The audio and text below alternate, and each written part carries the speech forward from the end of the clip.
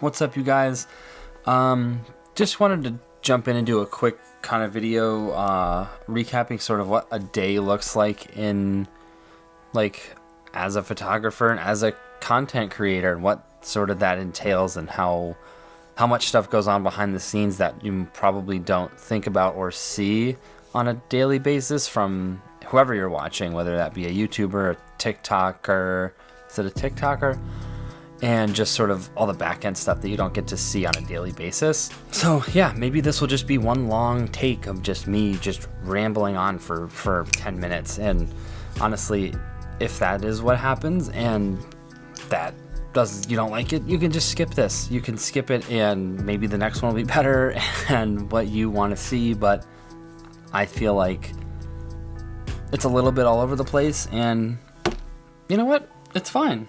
I'm okay with that. So I have a part-time job. I work security. Basically, I won't go into depth too much with that, but I go into work at a very early on in the morning. So it's like about 2-3 o'clock in the morning. I work part-time, so I'm out by 7 o'clock in the morning, which kind of leaves my whole day open most of the time, which is lucky. A lot of people don't have that sort of creative structure with their schedule. But I'm in a position where I get home at 7 and then I kind of start my day at that point. My other job is real estate photography. So I am photographing listings for homes, and that can range between 2 to 3 a week to 10 per week. That keeps me busy most of the time, but I do have quite a bit of downtime in between to either shoot other stuff while I'm out taking pictures of houses, or have a day where I don't have anything going on, where I can film videos, I can work on other projects. So I kind of just have like this washing machine cycle, if you will, of being able to work on photography and filmmaking stuff. And on top of that, I also do wedding filmmaking and wedding films. So that is a little bit less busy. I don't really even advertise that anymore. I kind of just take a couple a year that I get and go with whatever I can get.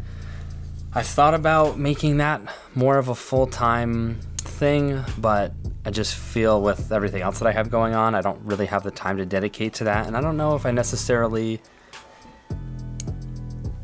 would want to do that full-time, because I kind of just enjoy a couple here and there and not having to rely on that as a main source of income. I've done wedding photography in the past as like a main source of income, and it can be kind of stressful if you do weddings.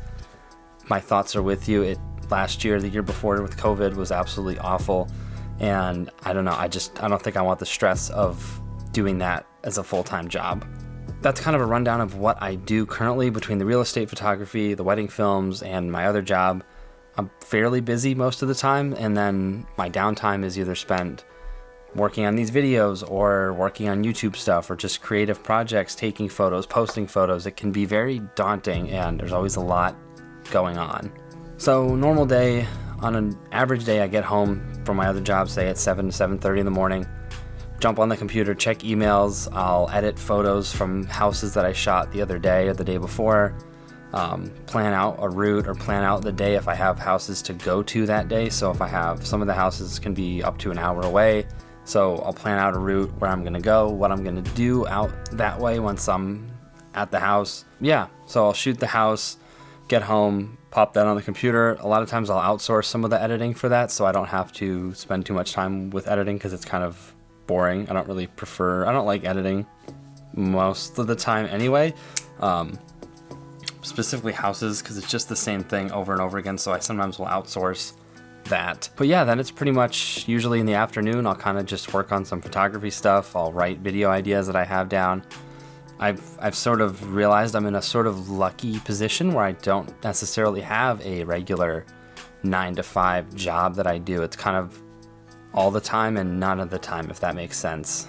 See, I think the thing about being a creative and being somebody in a creative field or industry is that, yes, you have the power sort of and the liberty to make your own schedule and to do things when you want and work for who you want, and you're self-employed. But I found that being self-employed sometimes can be a hindrance, just because it's hard to separate work and family time. A lot of times it can be challenging to turn down certain jobs when you're saying, oh, well, maybe I could use this money, or I really want to work on this project, and balancing how much you have on your plate at one time can be really tricky. Last year, I'll just say I had 8 or 9 weddings that I did that I had to edit, which I'm still wrapping up on 6 months later, between everything else. And I think that when you're in a creative field and you're self-employed, that you really have to be proactive about setting time aside for yourself and to do things for yourself that aren't work related, because it's easy to, when you do something that you kind of enjoy and it's a hobby but you're getting paid to do it, it's really easy to kind of have the two merge together, and then you're kind of always working, or you're never really focusing on something that you want to do, which is kind of one of the reasons why I got the YouTube channel back up and running. In the past, I did the vlogging thing. I like doing the vlogs. I'm hoping to get out and do more vlogging in the future, but yeah, that's kind of why I wanted to start the YouTube channel back up and just sort of have an outlet where this is something that's just purely creative, and if people watch, great. If not, that's fine too, because this isn't really a focus that I'm pushing for a lot. It's just something fun for me that I can do to take my mind off of work. So I feel like this was a lot of rambling. It's just kind of like I find that I get all these ideas and I write them down, and I'm like, well, that's not a long enough video. That's not a video that no one's gonna watch that, or that's not interesting, or no, that's boring. And I look at all this stuff and I get so self-critical when I'm watching this stuff back, or when I'm planning out a video and I'm like, oh, like nobody's gonna watch that. That's too long, or it's not long enough.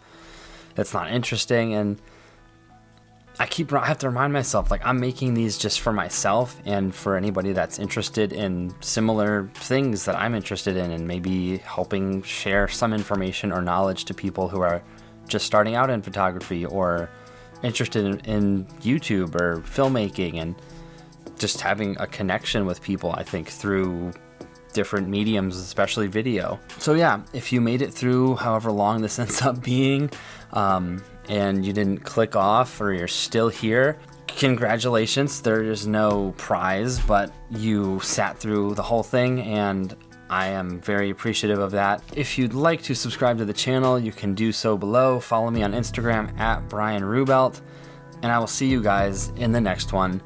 Peace.